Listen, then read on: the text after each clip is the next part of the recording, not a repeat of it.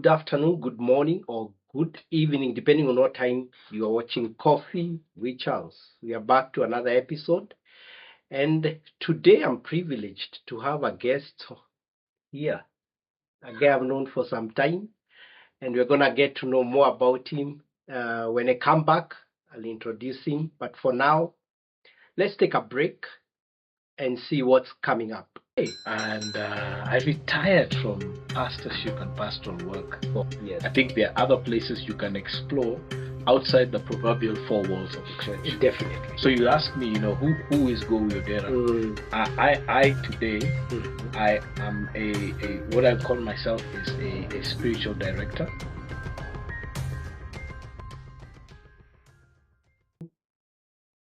Welcome back. This is Charles Oshira, and this Coffee Charles, as I told you before. And today we are privileged to have a guest that will get into this conversation. It's going to be interesting because I've known this guy for a couple of years now, and there's so much I don't even know we can push everything in one episode. So we're going to try, but Pastor Gowi, Reverend Gowi, has been a pastor for so long. I think even most of you know him. Most of you have come across his ministry. But today we want to get to interact with him more of what you may not be able to ask when you see him on stage, and who he is, what he's been doing, how this thing has been going. So karibu sana. Asante sana. Pastor Gowi. Asante. Kwanza you are Reverend Gowi. So karibu sana. Asante sana. Yeah. Thank you for bringing me to this lovely place. I can say the Christmassy mood is already in the air. The season. The season is here. It is the season. For the reason for the season. Yes. Yeah. So, most guys, by the way, you may not know, even before I met you, and I think most guys are like that. I used to know your brother from those days. I mean, the days of rap community and all that. I mean, those are ages. Those are 90s, bro. 90s. But there was always someone mentioning, have you, Gowi, I would just see Gowi, Gowi did this, Gowi. Until one day I was in a class and you came over to teach about church planting, which you'll get to understand. And that's when I saw this face, I've seen your brother Pete, but now I saw, hey, Gowi. And this, there are a lot of people there who just hear Gowi. Because by the way, I have conversation with people, your name will come up, and they know you very well. So, uko nje hata ujichunge. Kuna watu wengi sana. So I shouldn't be up to any trouble, eh? Karibu ya. Even cops by hey, where going? You must be Yes. So, karibu sana. Thank you, sir. Just to start us off, maybe tell us about, I know at one time you are in this high school, Nairobi school, you finish, you go on, but where is this calling coming from? Where does this pastoral calling find you? First of all, it's interesting that you say that, because now that is history for me. Yes. I'm no longer a pastor. Okay. And I retired from pastorship and pastoral work. Okay. And at the turn of the year, and so 2024. And so it's been almost now, 7-8 months away from pastoral ministry in itself. And so when people call me pastor, I kind of correct them, put retired there. Yes. So the next question they ask is, retired? When you can retire from a calling? No. Yeah. I didn't say I've retired from my calling. I've retired from pastoral work. Okay. I'm not retired from the calling. Okay. The calling is always there. Yes. So the calling for me is to influence the heart of leadership. Okay. And bring transformation to the nation. Okay. That's the calling. It's not changed. It's always been there. Yes. But pastoral work for me had its time. Okay. And I think I did what I needed to do with what I had. And it was time to move on. Okay. Now to other things. Okay. So I don't think being a pastor in a church is in itself the end of the calling. Yes. I think there are other places you can explore outside the proverbial four walls of the church. Definitely. So you ask me, who is Gowi Odera? I today, I am a what I call myself is a spiritual director. Okay. Where I have the opportunity of coaching leaders. Okay. To become the better version of themselves. Okay. And that is what I am. I can't even say I'm a coach. I'm a spiritual director. Okay. And most enjoying what I'm doing right now is the podcasting. Okay. The podcast that I started off. We piloted a couple of years ago, but now it's been picked up. Yeah. Yes. Can I plug it here? Yeah. Kahawa na Gowi. Yes, please go see that. Yes. Very nice. So it's a podcast. You can catch it on YouTube and also on Spotify. Okay. And so the podcasting is beginning to unearth some things that I love being behind the mic. I am intensely curious. Like me when we're talking, I'm always asking questions. Yes. So I've always wanted to know. So being in the place of the podcast and kuchangia some of these issues, stories, or people's experiences really gives and fascinates me in itself. So, I mean, I'm curious about people and how they are unpacking those issues. But back to what I was back to what I was saying. So if you want to call me a podcaster. Okay. But I'm also an activist. And yes. And the activist here is one who champions issues of justice. Okay. And issues of I don't want to say democracy because that one everyone does, but the issues of justice and issues of leadership. And so that is where you find my activism. Okay. Yes. And maybe if I may ask, you say it's spiritual director or kind of leading leaders into more of their potential, something like that. And with this, because at times church has always been, when people hear that pastor, personally, I've experienced that once the pastor's name precedes you, people have already some mindset about you. Yes. But here you're more open on now leadership. But does that entail that you're coaching Christians and non-Christians, or again, it's still you're targeting the Christian leaders? No. What's your... A leader is a leader. Yes. You could even be of another faith. But a leader is a leader. Yes. And so I think it's my assignment, my God-given assignment, to be able to get that leader to understand their time, their place, their purpose, or understanding their time, that space that they're in, and to become the best version of themselves at that particular moment in itself. And so one of the things I do, and again, you know this about me, I don't introduce myself as pastor. Yes. I don't think. In fact, I used to hear you saying always it was about, and I'm one of the pastors in this church. Yes. Yet you're the lead pastor. Yes. So I don't introduce myself as pastor. Yes. I don't know if it is when I am in an official capacity representing the institution. Yes. That I've used the term, even reverend. Yes. So I don't use it outside that. You won't see it. Yes. Even on, if there's a business card, I don't use my titles in it. Yeah. It's just a principle in itself. Yeah. It's the same thing I think about PhDs and all that. Yes. I think yeah. We use those terms and titles to open doors to be for lack of better, but you know the way you call it a to show your status. Yes. Okay. But I'm wondering, what has your status got to do with interacting with somebody itself? I would think I would use my status in the area where I am. Yes. So within a church, I can call myself pastor. Yes. I can say reverend. Yes. But if I'm outside in another place, it changes.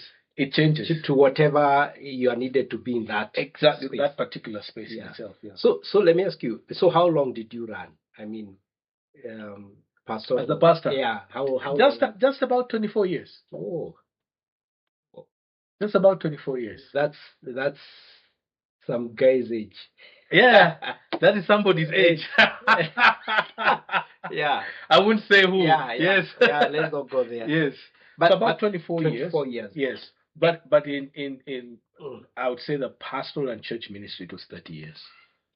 So let me ask you, just in riding on that 24, there's this time you are starting, and it's really maybe intense. You're looking at God's work. This is preaching, this is teaching people's God's word, and raising and church planting and all these things, and denominations and what comes with pastoral work. But then kind of now you're also looking at it through that lens. Do you think it's a season that God can get you out to see it another way? You are still kind of doing the same thing, but more larger scale, because now you're not restricted to the four walls of a church. How do you see that comparing to where you're coming from? Is this a better expanse for someone who has been a pastor, or because most of them I look at pastors at times it's already decided. Even when you invite you, it's like just pray and leave us talk business. How are you seeing it now? I think what I refused to do in the 24 years of pastoral ministry was to be put in a box. Okay. I am, first of all, I have not trained as a pastor. Okay. I didn't go into Bible school, Okay. neither did I go into seminary. Okay. So, unlike other pastors, I don't know how niliponea evil. I think I'm a product of discipleship, growth within the church, the discipleship cycle and journey within the churches that I was a part of as I grew in my faith, to the point that I recognized that this is a role that I could play, and when I was invited into those roles, I fit into those particular things. And so I am actually trained as an economist. Okay. I am a development economist by training up to graduate school. All right. That is my training, academic training. Okay. And so with that particular line of thinking, I've continued to inform myself, even when I was in the pastorship. I continued to inform myself. I did not practice it, but inform myself on the issues. I looked at the things in those lenses. In fact, even scripture, I look at it through those lenses in itself. And so it gave me an understanding to be an all-rounder in itself. What does the Bible say to the economic systems that we are, to the development or underdevelopment of where we're at? How can we move people from a particular place that they are economically to another particular one? And those are the things we learned in itself. Okay. But does scripture address those things? Absolutely. So how do I draw and put the thread? Where is the thread in there? Join the dots. Actually, that's the thing. And so your question was, is it different now? No, Yes, it is different. It's different because there are no encumbrances. There are no denominational parameters that I have to put. There are no institutional baggage that you need to hold. There are no congregations that are be answerable to. You have as a pastor, you represent a congregation in itself. So now that I'm out of that, I'm no longer have a congregation that I am responsible to, or vice versa. And so it's different in itself. There are spaces now that I feel that I can go, and I don't care what people will say. Yes. Right now. Yes. Simply because I don't have a congregation that you're representing. I'm representing anymore. So do you face some, like I once read John Maxwell.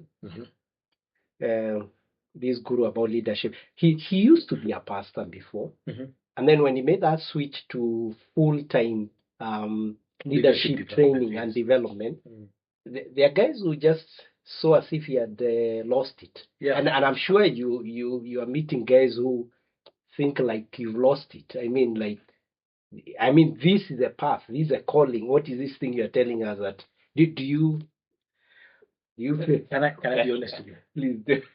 I don't care really now. That's there. But you meet them. I've met them. Yeah. They say when you saliti, which one have I? Yeah. A pastor never retires; he Yes. fires. I've heard that one. I've also heard pastor never leaves ministry. Yeah. So I'm like, who Yeah. says I've left? Yeah.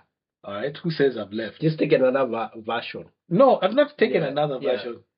I haven't taken another Yeah. version. I have left the pastorship Work. Yes. So there's no more being in church and all those. Oh, but I'm still in church. I go to the church that I left and I planted.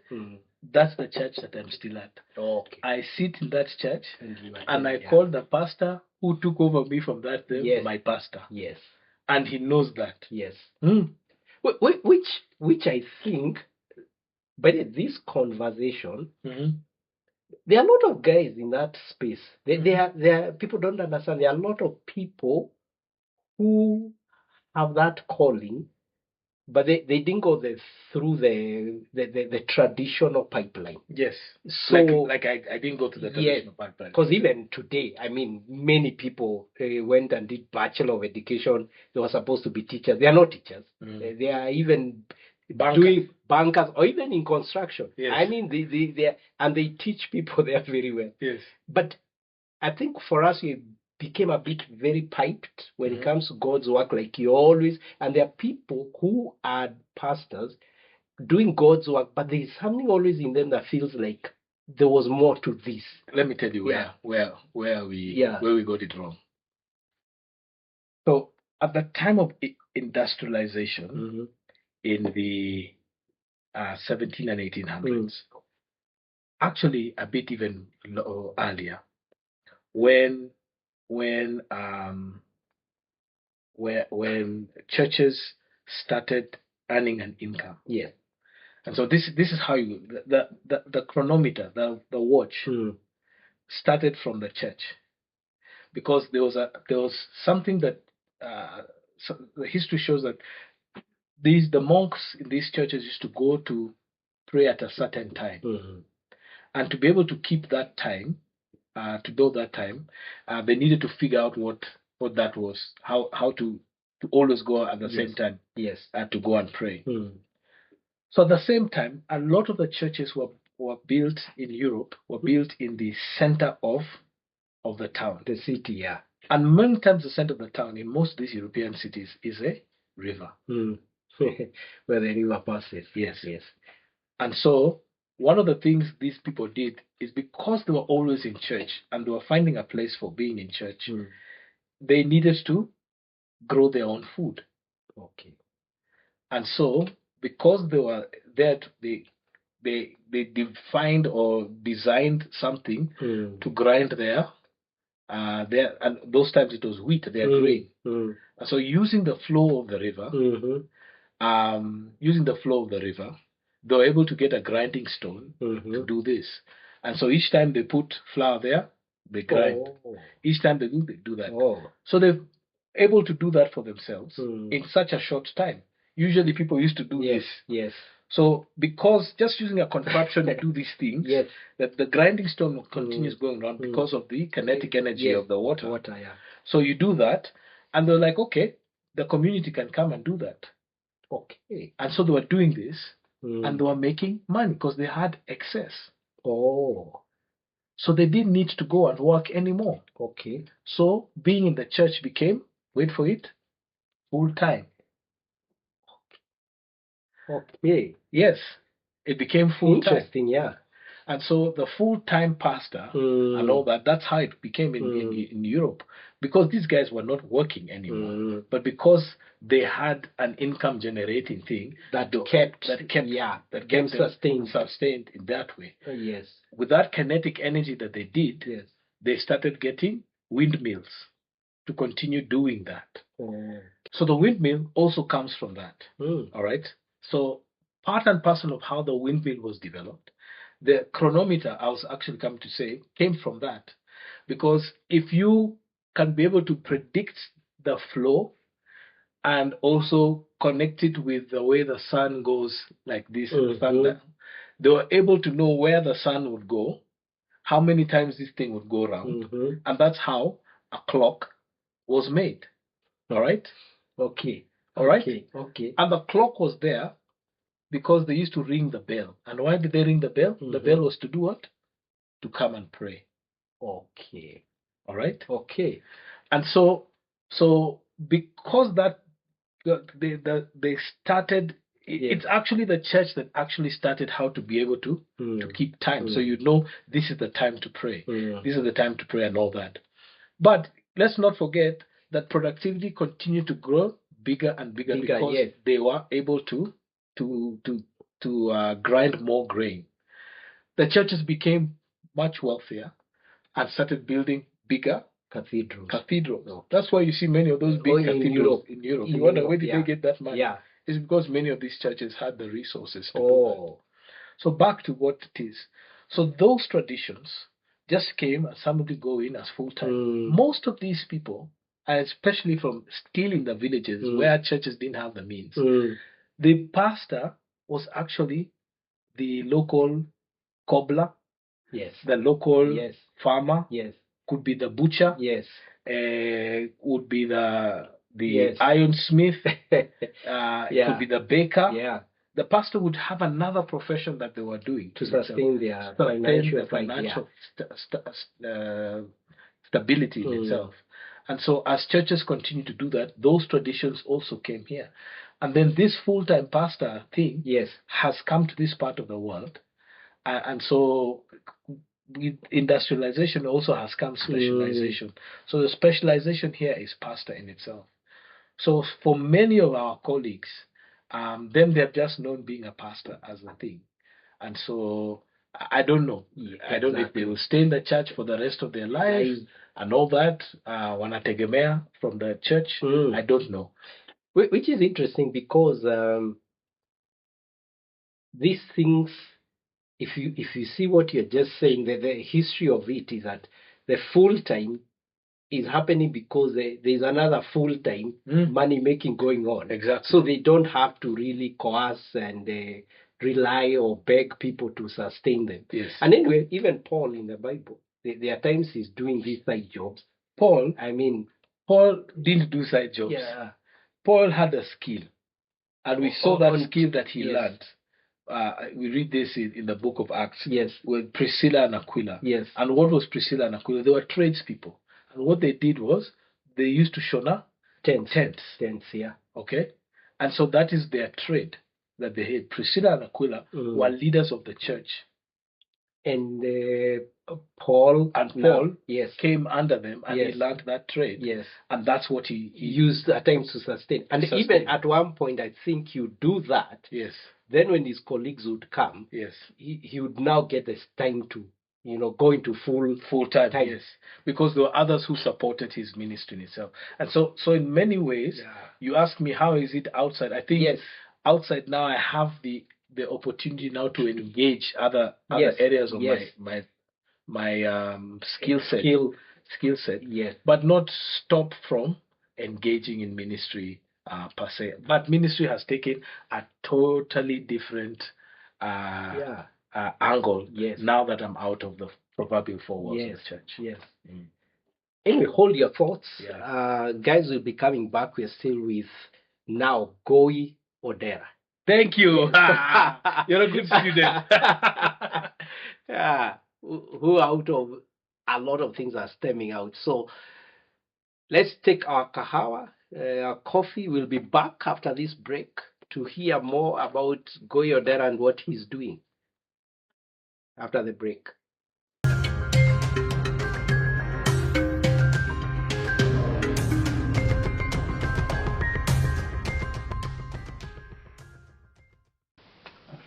Welcome back.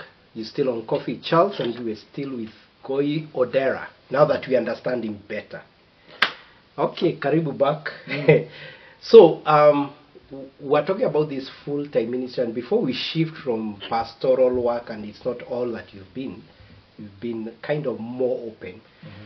There are a lot of guys I feel at times, and I've gone through the same thing, also having a different background on mainly what you chose to do in campus. But do you think, from where you stand today, because the picture is a bit more broader, is the church going to change at some point? I mean, it's always been, you have this sermon, you have a listening congregation, you deliver it, and some, of course, over-deliver it or control it or whatever they want to do. But kind of the needs of the people are changing. I mean, someone comes to church, is not just okay, maybe the usual marriages are, his marriage is breaking, his job is lost, or he's struggling in some area. It used to be seen, and you come to church, you have a problem, you see. Then diversify. Even today, people are sitting there, need a bit more of feeling like you're connecting with a pastor who is also a bit broader. So I see at times when people struggle with a one-way ministry, just ever like one way. So there's this hunger for people to get ministry, even coaching, and getting better in what they do.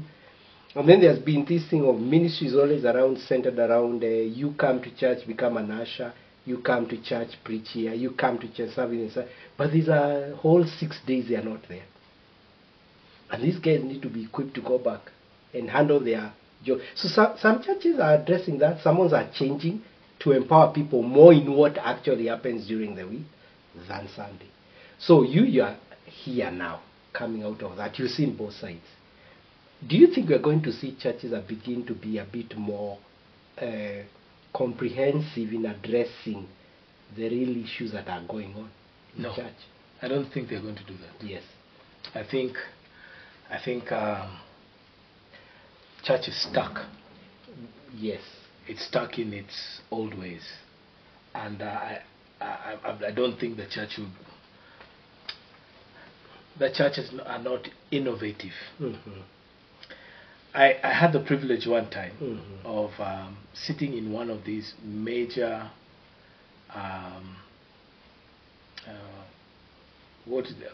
Fortune 100 companies in their marketing meetings. So one of the people who I was mentoring, I'd meet them once a month. Yes. He worked with an advertising firm, and this advertising firm held the account for marketing. So they would go in to their marketing meetings with that company, and I'd sit down in their meetings. I said, can I come in? Anything that is corporate secret? No, they can come in. So I asked, can I sit in? So I sat in this meeting. And I looked at these guys and I was fascinated of how much these guys place their product in front of their client. I mean, they know their client. They know their client's mannerism. They know their client's demographic. Today, with the data knowledge, they can even tell you what time they consume those products at retail. And it comes from them being able to have done research. I think the church is not positioned that way. And again, it comes from that full-time model.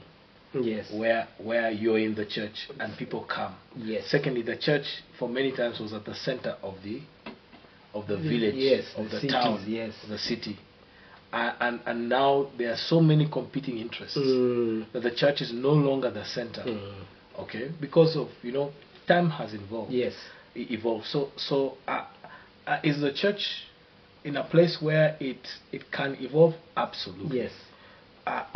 But the church has been positioned the posture of the church is not to go out. Yes. the church is positioned for people to come in. And even once you come in, and you're a passive audience in that place. You don't talk, you're spoken to and all that. Yes. And so, but I think in the African context, you do have interaction, but it's not an interaction in the place where you give feedback in itself. It's more around, when we're doing more of the sung worship celebration, and you'll hear amen, you'll hear cheering and all those things, but it's not in the sense that the person who's bringing the teachings to you is interacting. And another reason is because churches are much larger. Yes. So there's not room for healthy interaction and conversation. Yes. So you've modeled church around that big gathering, and it's serving you well. But there is a generation that is coming that this is no longer serving them well. But this church for so long has been there. I am not sure the church is in a position right now to figure out what else they can be able to do. Now, we've had churches trying to go into small groups, but the small groups still serve that Sunday meeting. Bigger, and so people are being given, the way even a church program has is everything revolves around what's going to happen on Sunday. Yes. Right? Everything goes on what's happening on Sunday. But there are 6 other days where people are at. And so what is the church doing to do that? Interact with these people over the 6 days. Let's go to scripture. Kidogo. Scripture says some were called, in chapter 4 of the book of Ephesians, some were called to be prophets, apostles, teachers, in no particular order in itself. Yes. And it goes on pastors and evangelists and all that. But verse 16 of chapter 4 goes on to say to prepare God's people for works of service. Yes. All right. Yes. And so that is the role. So how do you prepare somebody for the workspace? How do you prepare a teacher to be more effective? Yeah. How do you prepare a parent to be more effective? Yeah, totally. How do you prepare a school student to be more effective, to be to do those works of service in there? I think that is the role. But the church, in many ways, I don't think has put itself in the posture on that, because the posture is you come Sunday, we'll teach you something, see you next Sunday when you come back, and maybe we'll have like a prayer meeting in the middle of the week and a Bible study. But those 2 other things, the engagement of those ones, I bet you is, if I find a church, I wouldn't be surprised if it's at most half of that Sunday congregation is involved in the weekly prayer or in the weekly. Because again of the complications of people are working. People are working, and people then are working who are tired. When you leave offices, traffic jam. Are you going to go home or church? And and now churches are even further. Yes. So if you're in Westlands trying to cross all the way to Mombasa and then come. And then you have family obligations that you need to take care of. Diaries to sign. Kids' diaries. Yes. And all that. So you have other competing things during the week. Which are tougher. Because I used to say when we were younger, people used to really do those midweek services. There was no traffic. And then churches were local. But today there's a commuter churches. Churches. Yes. But then, maybe as we leave this thing, and maybe it's also something like people like you need to come in and coach these people from that perspective. Like pastors, I'm sure, pastors' seminars, pastors' conferences are usually more still about getting people in, processing them out. Charles, I need to tell you. I don't think today's church will change. They are stuck. They are stuck. And why is it that they are stuck? Because I heard you on one. I remember one of your videos. They are guys. They are not even guys. Let me give them their names. They were denominational leaders who were in callers, had gone to State House, had a meeting with the president, and you were trying to educate us and say there's a word you use there and says these are denominational leaders. Yes. And maybe that's why it gets lost. Because the followers of Christ versus the denominational those are two different things. My interests as a denominational leader are different from a pastor with a local church. Mm-hmm. And discipling. Mm-hmm. And so what people have summarized it is that those are the leaders of the church, and maybe they are leaders of the denomination. Shed light, because we're not going to go far, as you said, if that's already the setup. Mm-hmm. It's about that and maintaining the denominational interests. Mm-hmm. Christ preached and Christ is the answer kind of conversation. Mm-hmm. It disappears. Charlie, when Jesus came, one of the things that he did when he started his public ministry was to critique the existing denominational structures. Yes. The Pharisees. And he turned it on its head. Mm. And I think we need to now move to a place where we're turning it on its head. Mm. And the turning it on its head is in essence challenging the existing things and say, do they serve this emerging generation? Once again, still stick to preaching the gospel. Mm-hmm. But these institutional straitjackets, I would say straitjackets that we have, are not serving us. Yes. And I can tell you, there is an emerging generation and an emerging generation of Africans and Kenyans who are seeing right through these denominations. And do these denominations speak to the real things about the gospel in itself?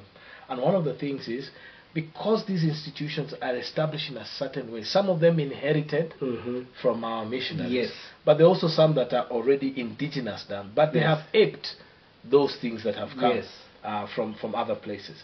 I think what we need to be able to do is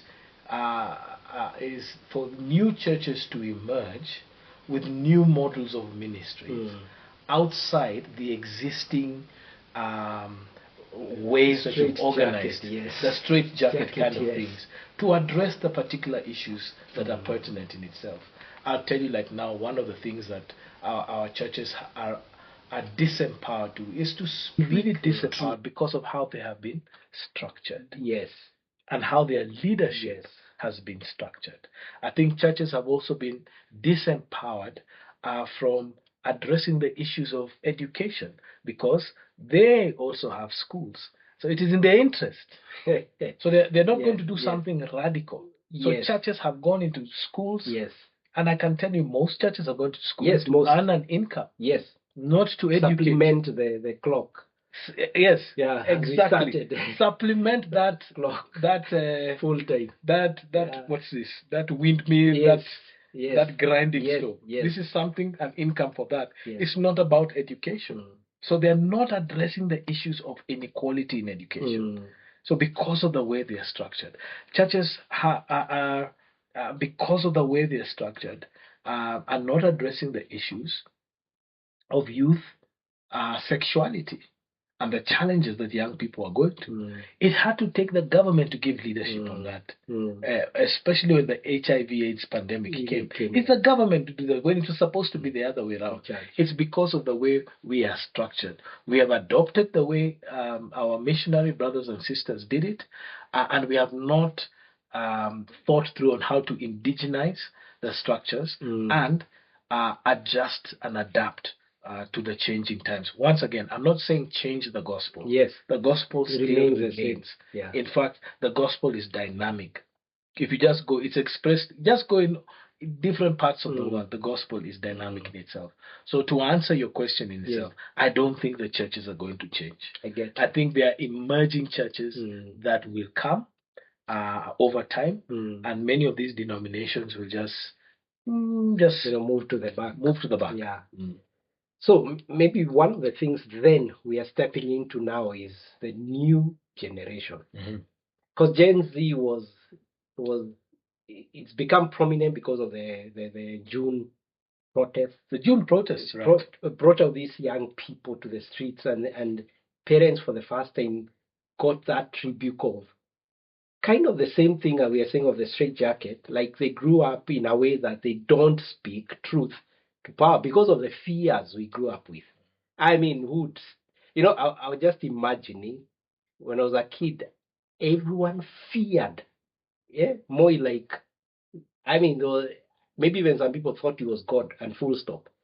But democracy comes and Kenya has grown, and this is a new face of Kenya, where young people who didn't even bother voting, they were not even there in the 2022 elections, they were not voting, but they come out in a very strong way. And not only do they come out, they start speaking even to churches and government. So we're coming back to see, because you've been active in that, and you say the conversation saying you're more interested in justice and leadership. And leadership. Yes.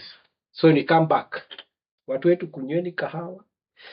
This is gonna be another conversation of how he has engaged with Gen Z and politics, and active member of speaking out. Yeah, there's a time your Twitter handle was just burning with conversations.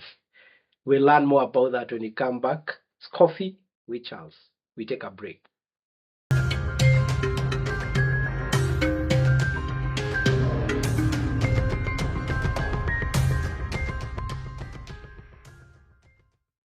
So welcome back. We're still with Gowi, Odera. Hey. Gen Z gone. No, Gen Z are here to stay. I'm just saying we have discussed about Gen Z. Let me have a final, not a final, more of a thing that we can segue to what we want to be able to talk about next. What we saw around June 18th, and August 8th is just the tip of the iceberg. And we are going to see this for the next 20 to 40 years. So if you're alive in the next 20 to 40 years, you're going to see the effect and the fruit of that. So we've just seen the tip of the iceberg. There's so much more to come in itself. So we may say the protests are over, but things are happening underneath. Ideas are forming. People are organizing. People are being inspired. And opportunities are beginning to create themselves. And those who are in power are continuing to mess up. So they're created by them. And then there's just what you call natural attrition. The advantage that Gen Z has, they are still very young, is that they're young. 20 years from now, they will outlive us. All these generations. They will outlive us who are much older. And so they have so much time to implement in itself. So no, what we just saw was just the tip of the iceberg. There's so much more to come. And I think in the same spirit, not just politically, but I see Gen Z are going to, what we said earlier, also be the change the church needs, they change the family needs, they change the whatever the industry needs, and more is coming, because some of the innovations and thinking, they are not tied. And you'd ask me, Gowi, why does this? Why are you so interested in this? And the thing why I'm interested in this is because I see my role as an activist in issues of justice and leadership, to be able to create an environment that is conducive for not just Gen Z, but for the successive generations, where my children are. Generation Alpha. So I'm seeing, if I'm to hand over anything to my kids, let me do it right. With mentoring, shaping, challenging Gen Z to rise up to their leadership, so that my children, I'll be giving them something, are beneficiaries.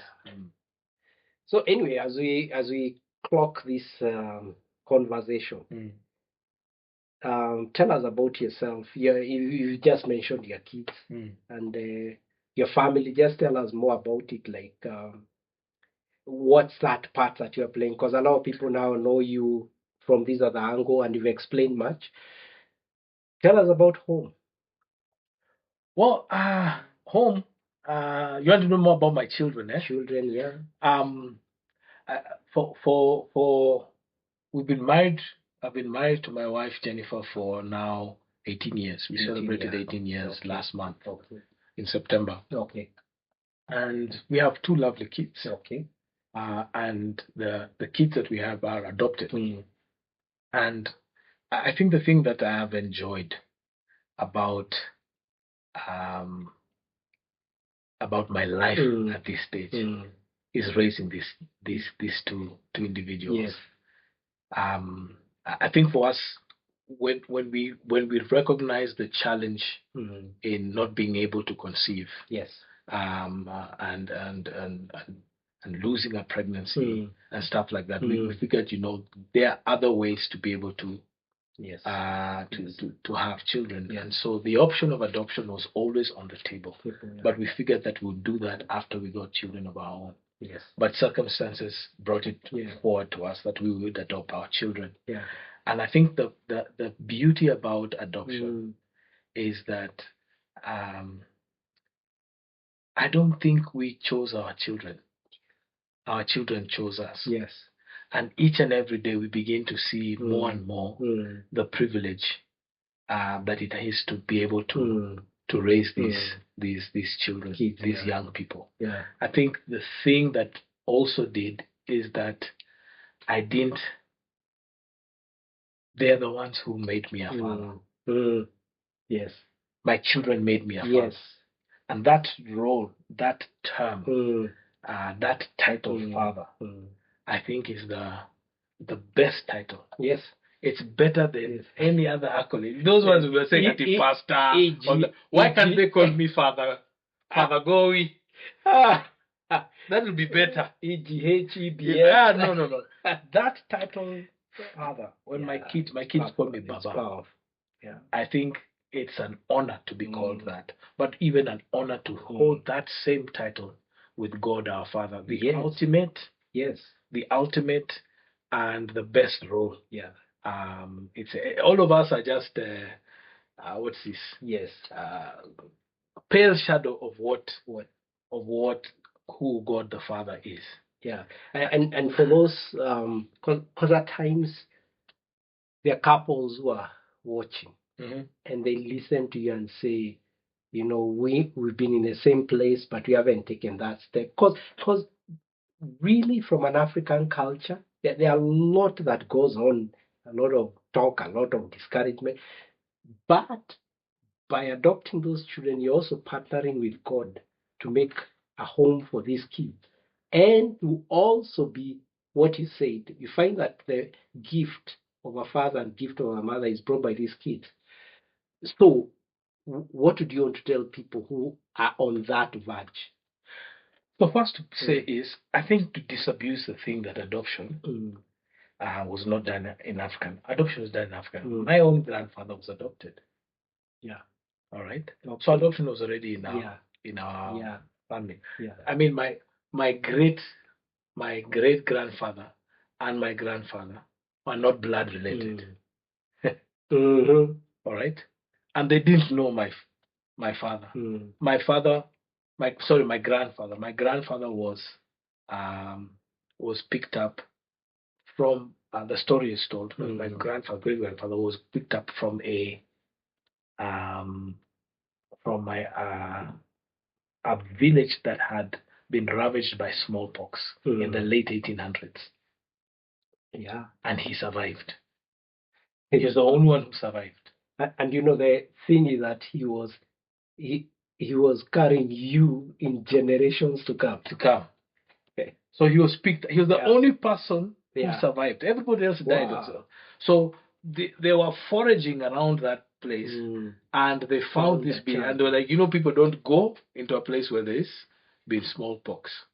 And so, but they had the voice of a child. So they went and got the child. That was my grandfather. So that story of adoption started in it's a miracle, yeah. So generations later, great grandson is here and he has also adopted in itself. Oh, by the way, my mother worked with the Child Welfare Society, and for 5 years she was the National Chief Adoption Officer. Wow. So if there were any child between 1982 and 1986, 87, the adoption certificate was signed. If the child is cleared for adoption before it goes to court, it has my mother's signature. Wow. Because she was the one who used to do that. Wow. at the Child Welfare Society. So in many ways, this was part and parcel of our family. Yeah. And that's even when we were getting married with my wife, I said adoption is something that we would like to be able to do. At the time, before COVID, the numbers were, because that's when I was doing the research, that over 50,000 children are in the foster care program who are seeking to be adopted.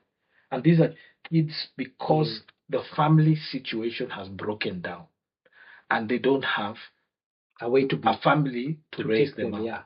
And there are more kids who are being born into that particular space. Yeah. And so there are children who want to be adopted, in a sense, who are desiring to be adopted. They don't have the voice to say it, but at least Gowi is here to say it for them. And I think we as Kenyans need to be able to recognize that there's an opportunity for us to create a safe environment to bring in children to be as our own. And this is one thing that I know. The traditional stereotypes surrounding it, that's what we hear. But there's nothing we pay. Adoption is free. The only thing you pay for is the process, the paperwork. Yeah, paperwork. All right? Which again is not an amount. It's an administration fee. Yes. All right? Yes. And if you can afford a lawyer, yes, you go and get the lawyer, because adoption is also a legal process. But the Kenyan court system allows you to do your own adoption process. You can go. You just need to do your homework. And go through the process. It takes anywhere from the time you apply for adoption to the time the declaration is about 6 to 9 months. Wait a second. How long does it take? 9 also to get. There you go. So it's a process that I'd encourage people who are considering it, not just because you can't have children naturally, like my wife and I would, at that point. It would be even if you have your own children. I think it's a place to do it. And for the big one that you alluded to, that it's a place of also partnering with God. Yes. And as we switch off, most people don't look at Joseph in the Bible. Joseph was adopted, and even though that first Joseph, I'm talking about Jesus. Joseph was not the biological Moses parent, was adopted. Yes, of Jesus. Samuel was adopted, but they took him. Jesus was adopted. Yes. No more questions. No more questions. It's in the Bible. This is part of, we are adopted into Christ, God's family. We've had a chat and a half with Pastor and now the spiritual director, Gowi Odera. Yes. Thank you so much. Thank you. And I'm sure someone got something out there. We'll have you back some other time to pick on other subjects. But for now, from me to you is to say thank you. Thank you. And guys who are watching, thank you so much. So go ahead and subscribe to this channel. Coffee with Charles, as I say, is usually to come and bring you life advice that you can use to better your life. And so thank you so much, Pastor Gowi. I don't, just call me Gowi. Forgive me. Drop the pastor. It's been so much and so long.